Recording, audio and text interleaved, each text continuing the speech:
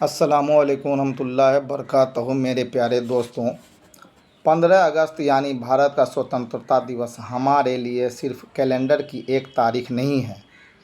यह दिन हमें याद दिलाता है उस लंबे संघर्ष की जिसमें भारत के अलग अलग धर्मों, भाषाओं, जातियों और इलाके के लोगों में अंग्रेज़ी हुकूमत के ख़िलाफ़ आवाज़ उठाई।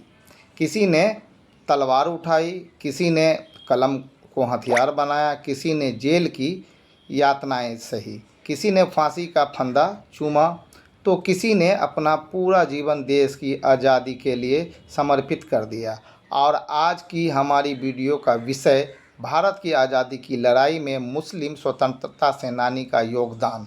दोस्तों, इस वीडियो का मकसद किसी एक समुदाय को दूसरे से बड़ा साबित करना नहीं है। भारत की आज़ादी किसी एक धर्म, जाति या समुदाय की देन नहीं थी।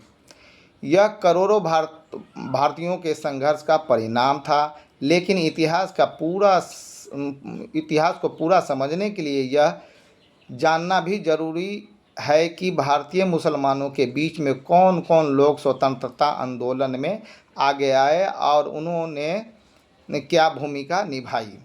तो आइए इतिहास के उन पन्नों को पलटते हुए याद करते हैं उन वीरों को जिनका योगदान हमारी आबादी की कहानी का हिस्सा है। नंबर 1 में आते हैं 1857 की क्रांति। एक बड़ा मोड़ दोस्तों, भारत के स्वतंत्रता संघर्ष की चर्चा 1857 के विद्रोह के बिना अधूरी है। 1857 में अंग्रेज ईस्ट इंडिया कंपनी के शासन के खिलाफ एक बड़ा विद्रोह हुआ। नागरिकों, राजाओं, जमींदारों और अलग अलग समुदाय के लोगों ने भी हिस्सा लिया। इस दौर में मुस्लिम समाज के कई नेताओं ने महत्वपूर्ण भूमिका निभाई। सबसे पहला नाम आता है बहादुर शाह जफर। वो मुगल साम्राज्य के अंतिम सम्राट थे। 1857 में विद्रोही सैनिक दिल्ली पहुंचे और उन्हें बहादुर शाह जफर को अपना प्रतीकात्मक नेता माना। हालांकि उस समय उनके पास वास्तविक राजनीतिक शक्ति बहुत सीमित थी, लेकिन उनका नाम विद्रोह को एक राजनीतिक और प्रतीकात्मक पहचान देने में महत्वपूर्ण बन गया। अंग्रेज़ों ने आखिरकार विद्रोह को दबा दिया और बहादुर शाह जफर को गिरफ्तार करके रंगून भेज दिया गया। वहीं उन्होंने अपने जीवन के अंतिम दिन बिताए। एक शायर और एक सम्राट के रूप में उनका नाम भारतीय इतिहास में आज भी याद किया जाता है। दोस्तों, नंबर 2 में आता है बेगम हजरत महल का अंग्रेज़ों के खिलाफ महिला नेतृत्व। दोस्तों, 1857 की क्रांति में सिर्फ पुरुषों ने ही संघर्ष नहीं किया, महिलाओं ने भी अंग्रेज़ों के खिलाफ मोर्चा संभाला और उन्होंने एक महत्वपूर्ण नाम है बेगम हजरत महल का।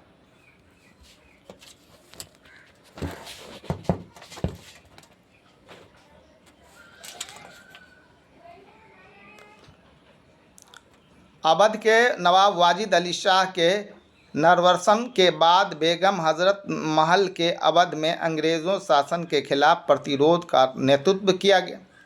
उन्होंने अपने बेटे बिरसिज़ खिज़्र को अवध का शासन घोषित किया और अंग्रेज़ों के खिलाफ संघर्ष को आगे बढ़ाया। उन्होंने अंग्रेज़ी शासन की नीतियों का विरोध किया और लोगों के प्रतिरोध के लिए संगठित किया। उनका संघर्ष यह बताता है कि 1857 के आंदोलन को केवल सैनिक का विद्रोह नहीं कहा जा सकता है, इसमें महिलाओं ने भी अपनी भूमिका निभाई। बेगम हजरत महल की कहानी हमें यह संदेश देती है कि अब देश और सम्मान की बात आती है तो साहस किसी एक लिंग या समुदाय की जागीर नहीं होती। तो दोस्तों, अब आता है नंबर 3। नंबर 3 में आते हैं मौलवी अब्दुल्ला शाह। 1857 के दूसरे नेता। 1857 के संघर्ष में मौलवी अहमदुल्ला शाह का नाम भी महत्वपूर्ण है। वो अंग्रेज़ों के खिलाफ संघर्ष करने वाले प्रमुख नेताओं में शामिल थे। इसी तरह मौलवी लियाकत अली बख्श खां और फजले हक खैराबादी जैसे कई नामचीन नेता 1857 के संघर्ष में जुड़े। इन लोगों की भूमिका और परिस्थितियां अलग अलग थी, लेकिन एक बात समान थी, अंग्रेजी शासन का विरोध करना। 1857 की घटनाओं ने अंग्रेज़ों को यह एहसास करा दिया कि भारत में उनके शासन के खिलाफ असंतोष कितना गहरा है। भले ही यह विद्रोह सफल नहीं हुआ हो, लेकिन इसमें आगे आने वाले स्वतंत्रता संग्राम की ज़मीन तैयार की गई। नंबर 4 में आते हैं मौलाना अब्दुल कलाम आज़ाद। कलाम ने आज़ादी की आवाज़। अब दोस्तों हम आते हैं एक ऐसे व्यक्ति पर जिनका नाम भारत की स्वतंत्रता की कहानी में बेहद महत्वपूर्ण है। मौलाना अब्दुल कलाम आज़ाद का जन्म 11 नवंबर 1888 को मक्का में हुआ था। बाद में वो भारत आए और स्वतंत्रता सेनानी आंदोलन के प्रमुख नेताओं में शामिल हुए। मौलाना आज़ाद केवल राजनेता नहीं थे, वह एक विद्वान, पत्रकार, लेखक और विचारक भी थे। उन्होंने पत्रकारिता को अंग्रेजी शासन के खिलाफ जन जागरण का माध्यम बनाया। उनका अखबार अल हिलाल भारतीयों के राजनेताओं, चेतना और राष्ट्रवादी विचारों को फैलाने के लिए जाना जाता है। ब्रिटिश सरकार उनके विचारों से चिंतित हुए और वह अल हिलाल पर प्रतिबंध लगा दिया गया।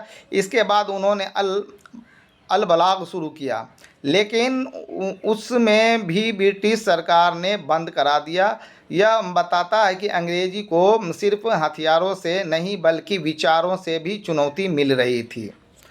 मौलाना आज़ाद हिंदू मुस्लिम एकता और संयुक्त भारतीय राष्ट्रवाद के मजबूत समर्थक थे। वे भारतीय राष्ट्रीय कांग्रेस के अध्यक्ष भी रहे।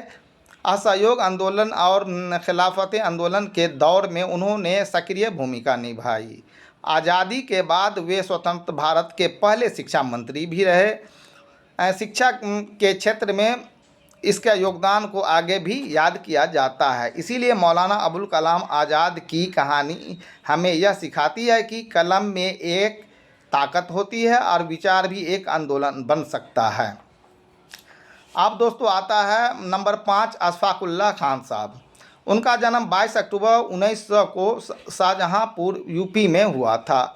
वे क्रांतिकारी आंदोलन में जुड़े और हिंदुस्तान रिपब्लिकन एसोसिएशन के सदस्य बने। उनका नाम काकोरी कांड से जुड़ा हुआ है।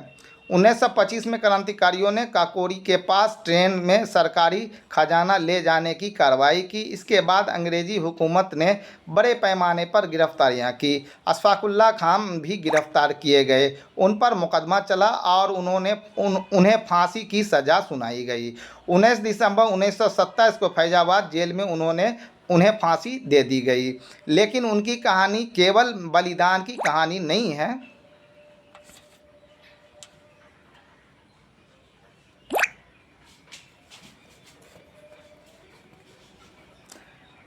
यह हिंदू मुस्लिम एकता भी एक खूबसूरत मिसाल है। उसकी दोस्ती राम प्रसाद बिस्मिल के साथ थी। दो अलग धार्मिक पृष्ठभूमि के दो नौजवान, लेकिन देश के लिए एक सपना, और वह सपना था आज़ाद भारत। आज जब हम अशफाकुल्लाह खान और राम प्रसाद बिस्मिल को याद करते हैं तो हमें यह समझना चाहिए कि उस दौर में देशभक्ति में धर्म की दीवार को पीछे छोड़कर लोगों को एक साथ खड़ा किया। अब दोस्तों आता नंबर 6 में। नंबर 6 में आते हैं खिलाफत आंदोलन के भारतीय मुसलमान। अब बात करते हैं 1919 के बाद के दौर की। इस समय खिलाफत आंदोलन भारतीय राजनीति का एक महत्वपूर्ण अध्याय बना। खिलाफत आंदोलन के संबंध प्रथम विश्व युद्ध के बाद उस्मानी खिलाफत से जुड़े मुद्दे पर था। भारत में मौलाना मोहम्मद अली जौहर, मौलाना शौकत अली और मौलाना अबुल कलाम आज़ाद जैसे नेताओं ने इसमें महत्वपूर्ण भूमिका निभाई। महात्मा गांधी ने भी खिलाफत आंदोलन के नेताओं के साथ सहयोग किया और इसे असहयोग आंदोलन से जुड़ने की कोशिश की। इस दौर के बड़ी संख्या में भारतीय मुसलमान ब्रिटिश शासन के खिलाफ राजनीतिक आंदोलन में सक्रिय हुए। यह भारत स्वतंत्रता आंदोलन के इतिहास का एक महत्वपूर्ण दौर था। दोस्तों अब बात करते हैं नंबर 6 मौलाना मोहम्मद अली जौहर और शौकत अली की। मौलाना मोहम्मद अली जौहर पत्रकार, राजनेता और स्वतंत्रता आंदोलन महत्वपूर्ण नेता थे। उन्होंने अंग्रेज शासन की नीतियों की आलोचना की और अपने लेखन के जरिए लोगों में राजनीतिक चेतना पैदा की। उन्होंने उनके भाई मौलाना शौकत अली भी आंदोलन में सक्रिय रहे। दोनों भाई ने खिलाफत आंदोलन को आगे बढ़ाने में महत्वपूर्ण भूमिका निभाई। उनका जीवन यह दिखाता है कि स्वतंत्रता की लड़ाई में पत्रकारिता और राजनीतिक संगठनों की भी बड़ी भूमिका थी। अब दोस्तों बात करते हैं नंबर 8 खान अब्दुल गफ्फार साहब खान की। सीमांत गांधी। अब बात करते हैं एक ऐसे नेता की जिन्होंने प्यार से कहा जाता है सीमांत गांधी, यानी खान अब्दुल गफ्फार खान के उत्तर पश्चिम सीमांत क्षेत्र में अंग्रेजी शासन के खिलाफ संघर्ष के प्रमुख नेताओं में थे, लेकिन उनका तरीका अलग था। उन्होंने अहिंसा को अपना रास्ता बनाया। उन्होंने पठानों के बीच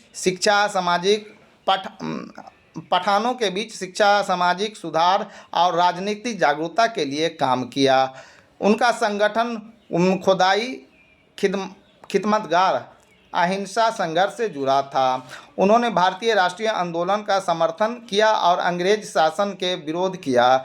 उनका जीवन हमें यह सिखाता है कि बहादुरी का महत्व हमेशा हथियार उठाना नहीं होता, कभी कभी अन्याय के सामने अहिंसा के साथ खड़े रहना भी बहुत बड़ा साहस होता है।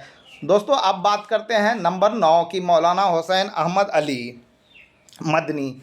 मौलाना हुसैन अहमद मदनी। अब बात करते हैं मौलाना हुसैन अहमद मदनी की। वो एक प्रसिद्ध इस्लामिक विद्वान होने के साथ साथ स्वतंत्रता आंदोलन से भी जुड़े। उन्होंने ब्रिटिश शासन का विरोध किया और संयुक्त भारतीय राष्ट्रवाद का समर्थन किया। उनका विचार था कि अलग अलग धर्मों के लोग एक साझा देश के नागरिक बनकर साथ रह सकते हैं। यह विचार उस समय बेहद महत्वपूर्ण था, क्योंकि भारत का स्वतंत्रता आंदोलन केवल अंग्रेज़ों के राजनीतिक आज़ादी का संघर्ष नहीं था, यह सवाल भी था कि आज़ाद भारत कैसे होगा। और बहुत से नेताओं ने ऐसा भारत देखो जिन्हें अलग अलग धर्मों में समुदाय के लोगों के साथ कर रहे थे।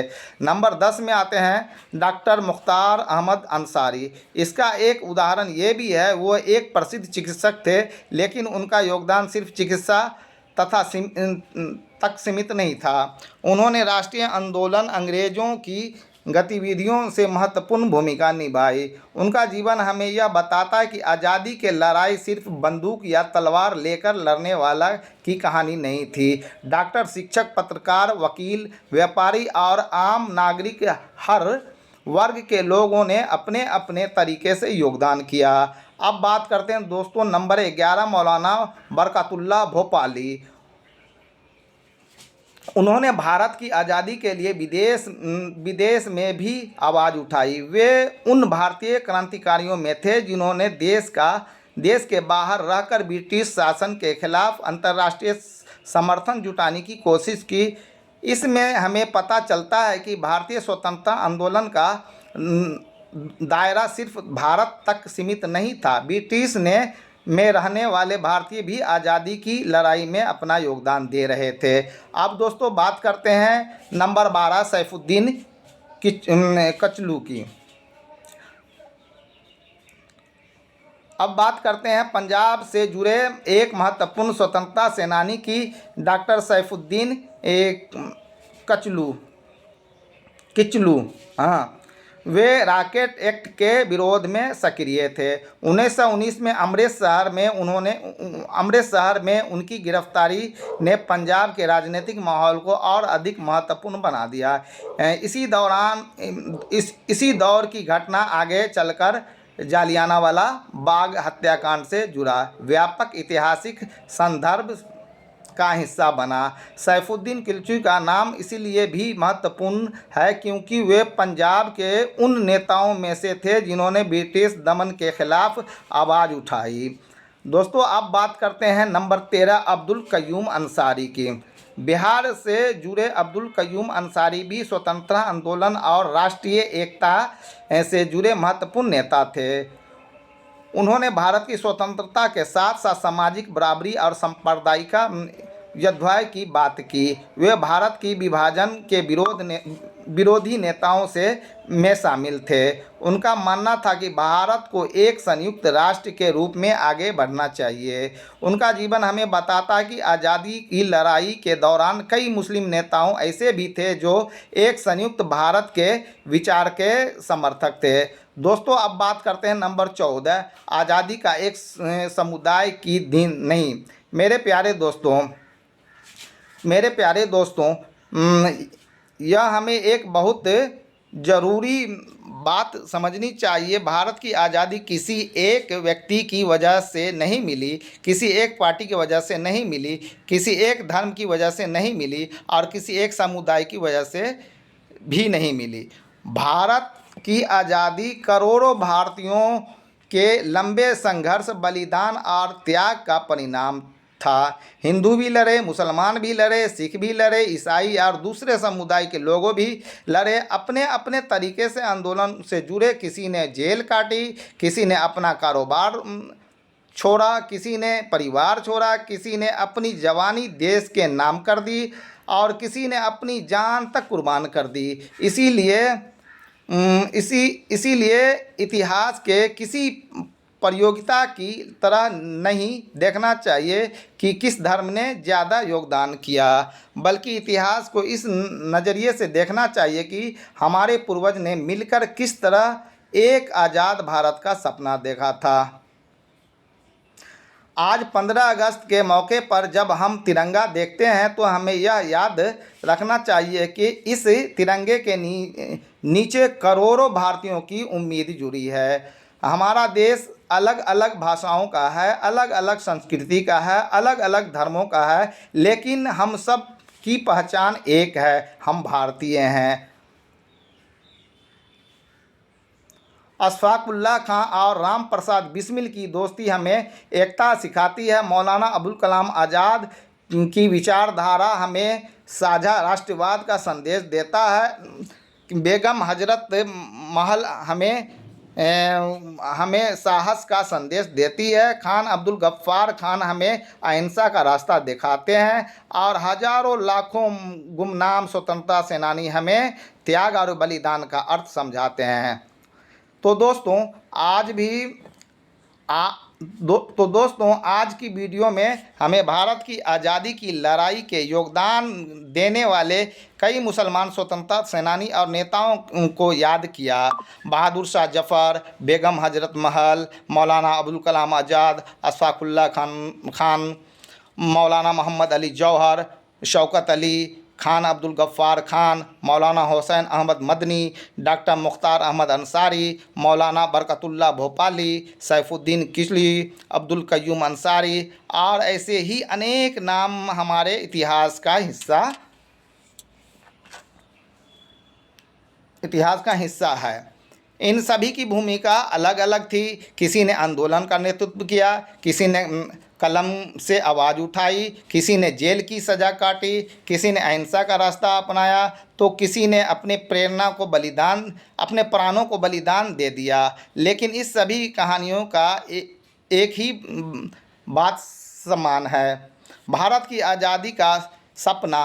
इसीलिए आइए इस स्वतंत्रता दिवस पर हम इतिहास के नफ़रत के लिए नहीं बल्कि एकता और भाईचारा के लिए याद करें। आइए संकल्प लें कि हम अपने देश की एकता, शांति, भाईचारा और संविधान को पूरा मूल्य का सम्मान करें और उन सभी स्वतंत्रता सेनानियों को दिल से सलाम करें जिन्होंने उन देशों के लिए संघर्ष किया।